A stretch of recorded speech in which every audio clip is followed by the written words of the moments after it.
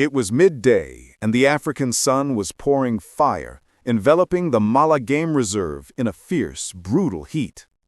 The heat was not just a temperature, it was an invisible predator, forcing every creature to seek shelter or surrender to exhaustion.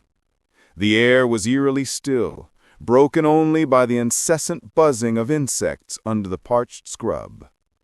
On a barren mound of earth, devoid of any shade, lay a figure as still as a bronze statue, covered in dust and weariness. This was Gideon, the old baboon. His fur was faded, and his body was gaunt from the long struggle against age and hunger. The troop had been forced to leave Gideon behind because he no longer had the strength to withstand the heat and the long journey of survival. He sat there exposed to the intense heat, neither running nor resisting. He knew that the heat and the solitude would end his life faster than any predator.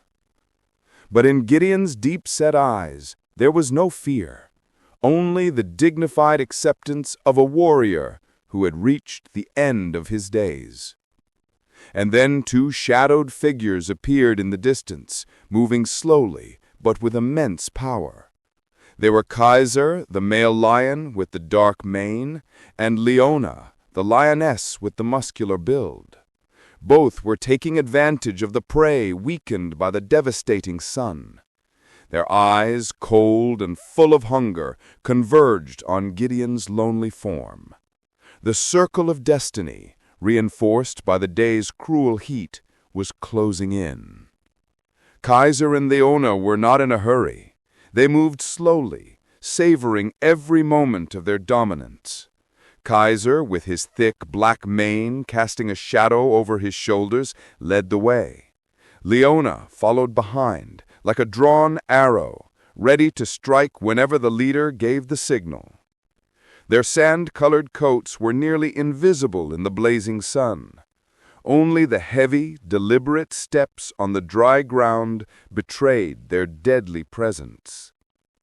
Gideon remained still. The old baboon had used his last ounce of strength to maintain this dignified posture.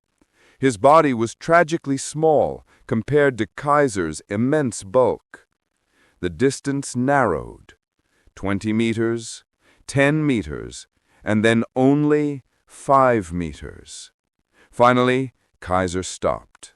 He lowered his head, his amber eyes fixed directly on Gideon. In this moment, Gideon no longer saw Kaiser as merely a predator. He saw the reflection of the law, of the unchangeable circle of life and death. And Kaiser also sensed something unusual. He had hunted hundreds of prey, and there was always fear, trembling, and resistance in their eyes. But here, in the eyes of this old baboon, there was only composure. The stillness made Kaiser hesitate.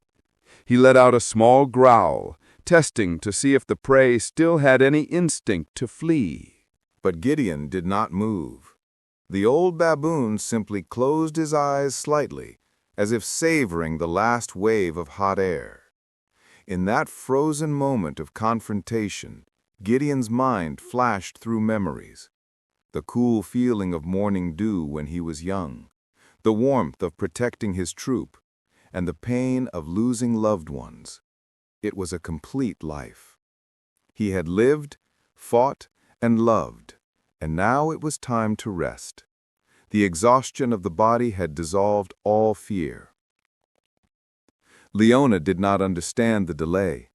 She tilted her head slightly, restless. She took a step forward, ready to leap. But Kaiser raised his foreleg, stopping her with a stern look. Kaiser, accustomed to the chaos of the hunt, suddenly respected the peace Gideon was bringing.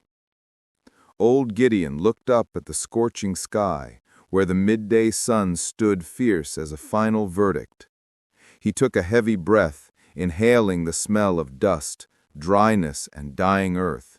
He bowed his head forward, seemingly offering himself. His life was about to end under this blazing sun, but he had chosen to conclude it with dignity, not with cowardice. Kaiser began to move closer, opening his jaws. Just as Kaiser was preparing to deliver the final blow, nearly a kilometer away, Ranger Sarah was conducting her midday patrol. She was an American, but her spirit had fully assimilated into the rhythm of the African savanna.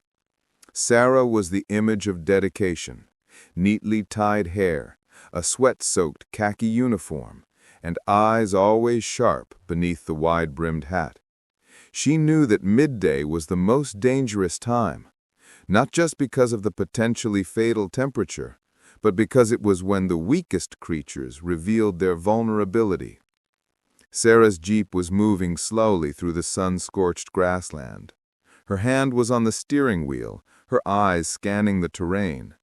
Although accustomed to witnessing death in nature, her heart always carried a deep sense of compassion. She swept her binoculars across a patch of open ground and suddenly stopped. Under the glaring sun, she saw an unusual cluster of sand-colored shapes focused on a small mound. Through the lenses, the scene of life and death was clear: Kaiser and Leona standing near an old baboon. What chilled Sarah was not the act of hunting, but the stillness of the prey. The baboon was sitting. It was not trying to run. Sarah immediately recognized Gideon, the old baboon her team had been monitoring due to his frail condition. Gideon was so exhausted that he had accepted death. Sarah gripped the steering wheel, her internal struggle intense. The first inviolable rule of the reserve was, do not interfere with the natural hunting process. That was the law that had kept this ecosystem balanced for millennia. But was this natural, or was it a cruel combination of disease, old age, and extreme temperature that had stripped away every chance of survival? In a split second, Sarah told herself, Gideon had lived a full life.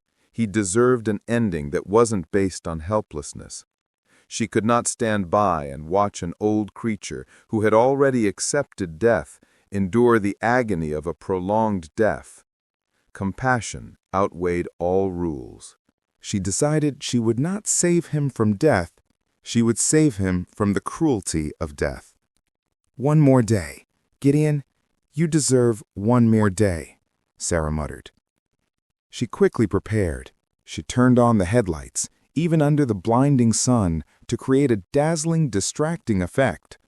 Her hand went to the car horn. The decision had been made.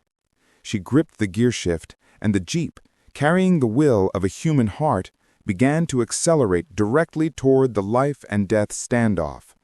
The engine roared in the midday heat, a countercry to the silent laws of nature. The sudden roar of the diesel engine and the abrupt appearance of the Jeep tore through the stillness of the confrontation. Kaiser, just about to strike the final blow, suddenly froze, his large ears swiveling toward the sound. Leona, always more cautious, immediately backed away. The Jeep's headlights, despite the daylight, created a blinding glare. Combined with the sunlight aimed directly at their eyes, it caused discomfort and confusion.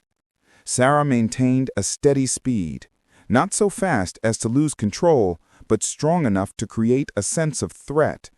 She continuously blasted the car horn, a long, piercing sound, utterly foreign and not belonging to this world of predation. The presence of a human, combined with this weapon of light and sound, shattered the lion's plan. Kaiser lifted his head, his amber eyes narrowed, staring at the approaching vehicle. He was not afraid of the car, but he hated the inconvenience. Kaiser's hunting law was simple: efficiency and energy conservation. An old, frail baboon was not worth having to deal with an annoying and unpredictable distraction. He let out an angry growl directed at Sarah as a warning. Sarah did not flinch. She kept the horn and headlights on. This was a battle of wills, not of brute strength. After a few moments of hesitation, Kaiser made his decision. With an irritated shake of his head, he turned his back, his magnificent mane shifting. Leona quickly followed, and both silently retreated into the shade of a cluster of trees a few hundred meters away, vanishing as quickly as mirages. The air became still again, broken only by the low rumble of the jeep's engine. Sarah turned off the engine and waited another minute, ensuring that Kaiser and Leona were far away and no longer a threat. She stepped out of the vehicle. The immediate silence after the noise created a powerful contrast. Sarah walked cautiously toward Gideon. The old baboon was still sitting there, trembling slightly. He had not run when the lions retreated, and he did not run now as Sarah approached. He looked at her with tired eyes, not with fear, but with confusion and perhaps gratitude. Sarah knelt down a few steps away from him, her voice soft and reassuring, completely different from the car horn. "It's all right, old friend. I'm going to help you." She took her water bottle from her backpack and slowly poured a little water into the palm of her hand. Gideon looked up, hesitating. Finally, the instinct for survival won. The frail baboon reached out his hand, licking every drop of the cool water. It was not just water. It was life. Sarah performed a quick check. He was only exhausted and dehydrated, with no serious injuries. A sigh of relief escaped Sarah. She had succeeded, not by fighting nature, but by listening to her own conscience. Getting Gideon into the car was not easy. The baboon was too weak to walk on his own, but his wild instinct still made him wary of humans. Sarah had to move slowly, reassuring him with her voice and gentle gestures. She spread a soft blanket on the back seat and gently helped him up. She shielded Gideon from the sun with a thin tarp, ensuring he was in the coolest environment possible. The jeep left the barren mound, carrying a life that had just escaped the jaws of death. Throughout the drive back to the ranger station, Sarah contemplated. She knew she had broken a rule, but she wondered, was not compassion also a rule of nature, a rule of humanity? Her action was not a defiance of law, but a tribute to a life fully lived.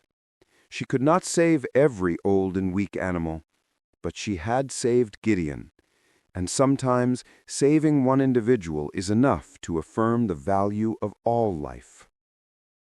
Back at the station, Gideon was immediately attended to by the medical team. He was given IV fluids to combat dehydration and provided with easily digestible food. In a treatment room, Gideon no longer had to sit upright facing death. He lay on a soft cushion, his eyes closed in the first deep and peaceful sleep in days. It was serenity. It was release. The story of Gideon and Ranger Sarah's actions is not just a dramatic moment in the reserve. It is a powerful message to all of us. Our lives are also full of Kaisers and Leonas, challenges, pressures, moments of exhaustion that seem impossible to withstand. Like Gideon, there are times when we feel we must give up. But this story reminds us that hope often comes from the most unexpected places. A sudden light, an act of intervention by kindness.